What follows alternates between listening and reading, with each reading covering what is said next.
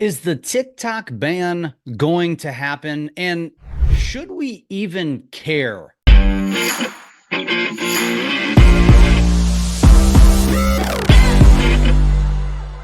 This episode is brought to you by SocialGenius. That's where Jeff and I get to actually teach you what to do on social and how to grow it. Jeff, why should people join? You know, if you are the type of professional that wants to do it yourself, and maybe your budget's a little bit lighter and you can't afford to hire somebody to do all the editing, do the fancy stuff for you, we're going to teach you how to do all this stuff. And the truth is, most of these social platforms are now favoring authenticity. So it's shooting these green screens and doing remixes and understanding what's trending. Those are the things that matter the most to your social strategy. And so if you like to be inside of a tight culture of people that are like-minded and want to do it themselves, then SocialGenius is perfect for you. We'll see you there. You'll never find it for less than this anywhere else. It's very inexpensive. We'll see you on the other side. Let's unpack that today through a variety of articles and talk through the potential political rhetoric that surrounds this news story that could just be a bunch of propaganda. Let's first start with the basics. First of all, we know that the U.S. Senate has approved the sell-off. The House has approved it, and now it has come across Joe Biden's desk, and he has signed off on it. Now, what does that exactly mean? It doesn't mean that the app itself is getting banned. It means through this bill that they are providing 270 days to TikTok's owner ByteDance to sell the app away from any Chinese control whatsoever, which you're going to find out is none. There is no Chinese control with this app. In fact, only 20% of the app itself is owned by the original owners who are Chinese people. However, the company itself is not Chinese and is not controlled by the Chinese government. So, as I mentioned, the bill says that we have 270 days. TikTok has 270 days to sell this, and there is a 90-day extension. Ironically, the date for which this sale needs to be completed by is January 19th. So think about that. January 19th, 2025. This is an election year. There's going to be possibly a new president elected in November, and the new president takes office January 20th. The deadline is January 19th. That's interesting. I don't fully understand why they would set that up. Because here's my take on this, and I'm by no means a political expert. In fact, if you know me, you know that I despise politics. I do not claim a party. I do not take a side. I do vote. I will vote for the best candidate that I feel will have the most positive effects on my family, because that's all that I can really control. And so when you really think about the current administration, which is a Democratic administration, which tends to attract an inner city demographic of voter, it tends to attract, it's considered liberal. I would say the Democratic Party, by and large, historically has attracted a younger vote. So this is a precarious move by a Democratic side, where you would believe that the majority of the backers of an app like TikTok are in fact pro TikTok. So I would think this would actually be detrimental to the vote for that party. Now, when you think about who might be against the app, it's typically more of a conservative voter who isn't digging into the facts and is simply looking at it and assuming that it's Chinese based. They look at China as an enemy, and they want nothing to do with it. But that conservative voter is not going to be swayed to vote for Joe Biden versus voting for, let's say, a Donald Trump just because they banned TikTok. So that whole part of it really doesn't make a whole lot of sense to me. I'm not understanding the strategy here, although it is interesting, and I will share this video at the end, that RFK is actually claiming he is going to sue to keep TikTok because it violates our rights as US citizens. So it's really interesting political rhetoric all going around here. I'm not sure if this isn't just a bunch of propaganda, because if you will remember, this is now the fourth time that they've threatened to ban TikTok. The first three just kind of faded into the sunset. Now, this is the farthest it's made it along, but I feel like there's always been some sort of intent behind it from a propaganda standpoint. And I've never really been able to figure it out because, again, it just fades into the sunset each time. Now, I do think it's important to know some of the facts around this. So as I mentioned, the dates with the potential ban. Now, I think it also is important to know who actually owns the parent company of TikTok, which is called ByteDance. It was founded by Chinese entrepreneurs, but it's a privately held global company. Roughly 60% is actually owned by global institutional investors. And some of these you might even recognize. BlackRock, a very, very well-known company that is, if it was an economy, would be the third largest economy in the world next to the US and China. It's owned by General Atlantic and a company called Susquehanna International Group. 20%, as I've mentioned, is owned by the Chinese entrepreneurs who founded it, and 20% is actually owned by its employees, which includes over 7,000 Americans. So to say this wouldn't have an impact on the United States is frankly just wrong. It would, and I would argue probably not for the positive, but it is important to understand who actually owns TikTok. Now, I will say that the richest article that I've read on this is probably this one, and what it kind of, we're just going to kind of peruse through this real quickly. I think it's important to know some of these facts for those of you that maybe are lean the conservative side and you're just anti-TikTok just simply because the word China is associated with it, which I frankly think that's why people are against it.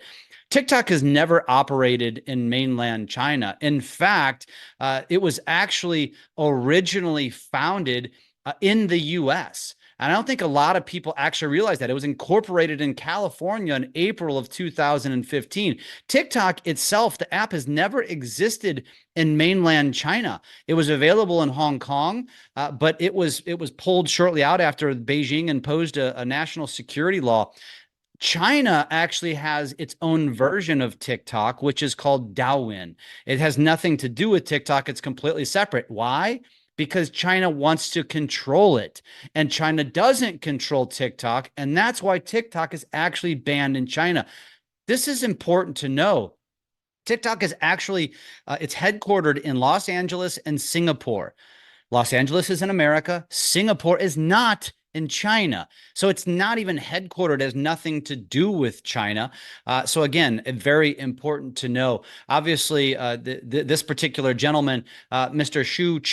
Shao Chu, has had to step in front of Congress and defend all of these things that I'm basically sharing with you. I'm just kind of giving you the overview. But I think it's important, again, to know that this app is, I would argue, far more safe than many of the apps that many of us use on a daily basis that might be owned by an American company. But just because it's American owned doesn't mean they have positive intent. And the information that you're actually sharing through many of the apps that you use with American companies, and one of those name companies that I believe is one of the big reasons behind all of this is Meta. And I'm a user of both. I love TikTok, I love Facebook, I love Instagram, I love all of them. But the truth is, a lot of this is probably got undertones of the threat that TikTok has had to the Meta apps, which are Facebook and Instagram, which when you really dig a little bit deeper is kind of scary to think that a company can have that much impact on basically destroying a competitor, which, as we all know, ultimately and effectively creates a monopoly, and that monopolies are not good for any economy. So as I continue with this, again, I've already mentioned this, the Chinese government does not own or control ByteDance. It never has. There is separation between the two.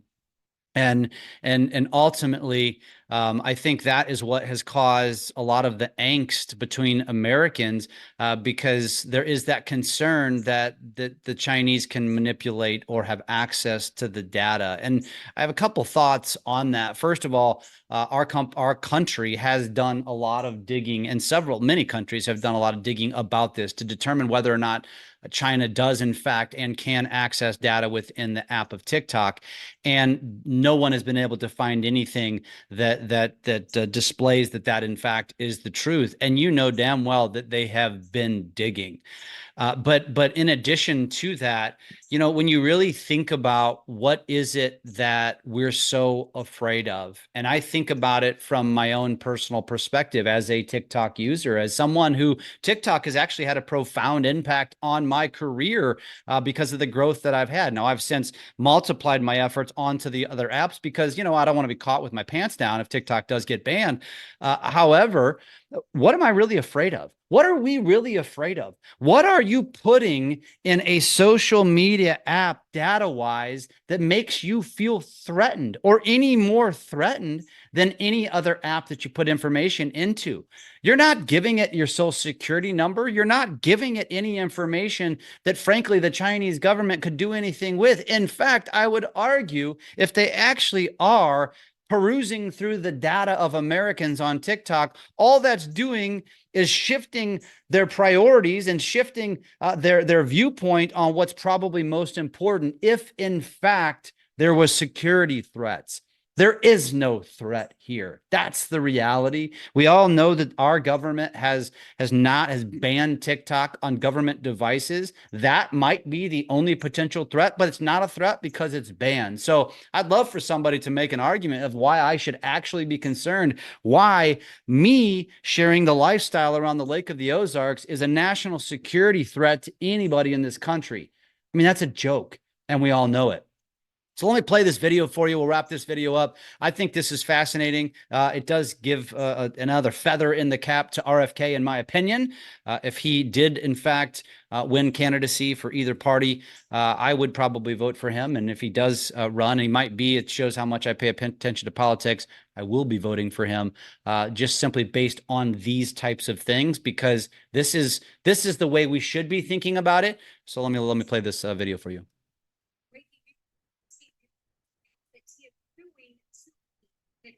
He said, I'm going to file a lawsuit challenging the TikTok ban on constitutional grounds. Don't be fooled. The TikTok ban is not about China harvesting your data. That's a smokescreen. Intelligence agencies from lots of countries, especially ours, are harvesting your data from everywhere all the time. TikTok isn't even majority Chinese owned, and the company agreed to put its data behind the US firewall, but the Biden administration rejected that deal. Congress and the administration don't understand that TikTok is an entrepreneurial platform for thousands of American young people. They want to screw them over just so they can pretend to be tough on China. The TikTok ban is yet another example of how neither political party has any compunctions about sacrificing your freedoms, rights, and choices when it comes to their political interests. So do you think this is going to get RFK Jr.? So in summary, I think many of us, I know many people of my generation and younger probably have a similar political view as I do, which is that we just don't care much for politics. It has gone down a nasty path, especially over the last few elections. And I don't wear a badge on my sleeve as to which party I support. I really don't support either one. At the end of the day, what I support is what is going to have the biggest effect, most positive effect on my family. And I feel like that should be something that we all take seriously versus blindly supporting a party that frankly doesn't really give a rat's ass about any of us as individuals. And so that's the depth of how I will go. I will talk about politics. Ultimately, this is about the TikTok ban. Does it really even matter? Should it matter to you? My last take on that is simply this: as someone who does have a large audience on TikTok, If you are in the same camp as me, you should have already been broadening your content. You should have already basically multiplied it to the other platforms, which I've done. YouTube, we're on Instagram, we're on Facebook, we have a Facebook group, and we're on X. And you should do the same if you haven't done it already. If TikTok is not a big part of your content strategy, this really has very little impact on you. However, I will say this. Don't take your eye off the ball. Don't do what most people will do and say, well, TikTok's getting banned, so I'm going to leave it, because there actually might be a hell of a lot of opportunity that will exist in the short term between now and January 19th of 2025, where the TikTok algorithm might actually broaden and open up as a strategic move to get content creators even more boisterous and loud about saving the TikTok app in this country.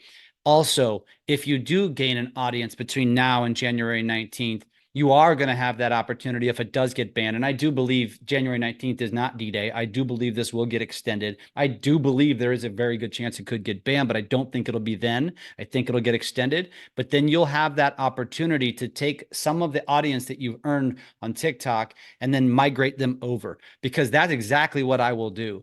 If TikTok does in fact get banned, guess what? I will be creating a lot of content to my loyal followers to say, it doesn't stop here. All you have to do is shift over to YouTube. All you have to do is shift over to Instagram or Facebook, and you should do the exact same. So this isn't the end all. If TikTok or any other social media app does go away tomorrow, it's not the end of the world. We will move on to something different, and we'll forget about it in a few months.